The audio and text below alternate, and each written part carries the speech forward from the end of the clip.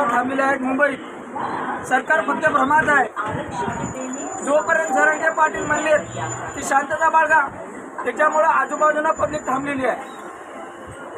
जेव्हा जरांगे पाटील किंवा आमच्या मराठा बांधवांना एवढा जरी किंचितचा जरी त्रास झाला तरी मराठ्यांचं रौद्र रूप सरकारला कळल, मुंबईला कळल, महाराष्ट्राला ते माहीतच आहे, पण अख्ख्या भारत देशाला कळल मराठा काय। फक्त इतका किंचितचा त्रास होता। सध्या वाशीला एवढे आमचे मराठा बांधव आहेत। मी हिंगोली जिल्ह्यातून वसमत तालुक्यातून आलेला आहे।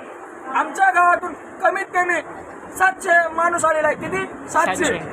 आणि असा अंदाज लावा, सरकारनं भरमात राहू नाही। जरांगे पाटील जी मागणी करतात, सरकारकडे मानताय, हे जे विखे पाटील, नितेश राणे साहेब, दुसरं ते परिणय फुके कोणत्या भाजपचं, अरे आमदाराला काय कळते का?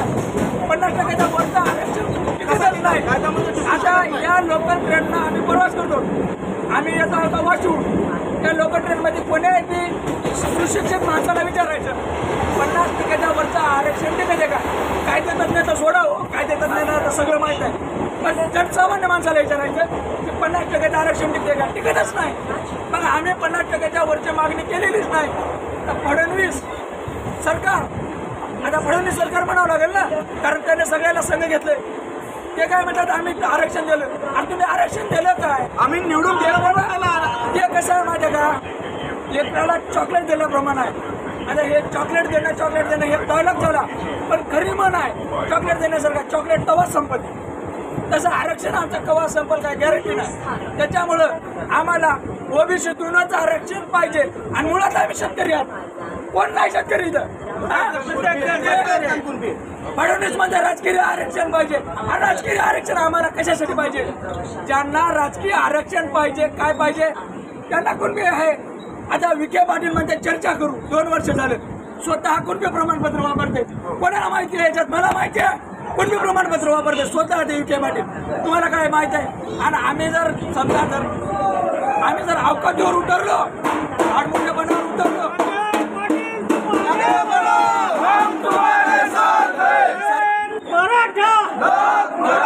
सरकारनं अनेक मराठा समाजाची आडमुठेपणा बघलाच नाही। जर आडमुठेपणा बघायचा असेल, आम्ही बी शेतकऱ्याची औलाद आहे, गोळ्या झाडा काही करा। जरांगे पाटील जोपर्यंत म्हणत नाही वापस जा, तोपर्यंत आम्ही मुंबईतून हलणार नाही।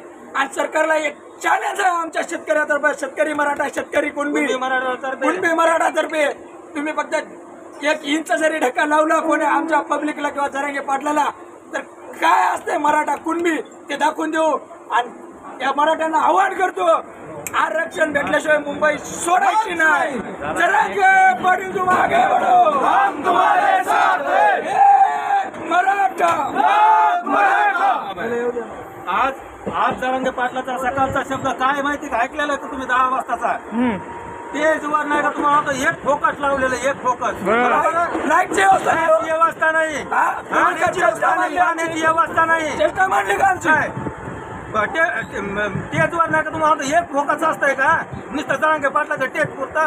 हे कोणाचं काम आहे? अहो काम आहे का नाही? साधारण तहसील कार्यालय समोर जर आंदोलन केलं तर ते तहसील डिपार्टमेंट चांगली व्यवस्था करते, त्याच्यापेक्षा बेकार आणि बिकट अवस्था करून ठेवली आझाद मैदानाची।